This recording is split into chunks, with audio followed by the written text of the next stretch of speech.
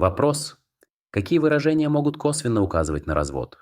Например, «Ваш Господь даст вам из своей милости» или «О Аллах, дай мне лучше, чем она, и дай ей лучше, чем я».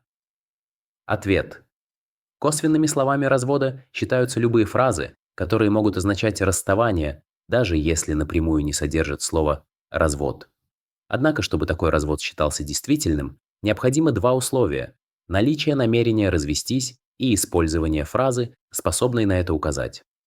Если сказанное не принято в шариате или среди людей как намек на развод, то этого недостаточно, даже при наличии намерения. Фраза «Ваш Господь даст вам из своей милости» не указывает на развод ни в шариате, ни в обиходе и не может считаться даже косвенным указанием. А вот мольба.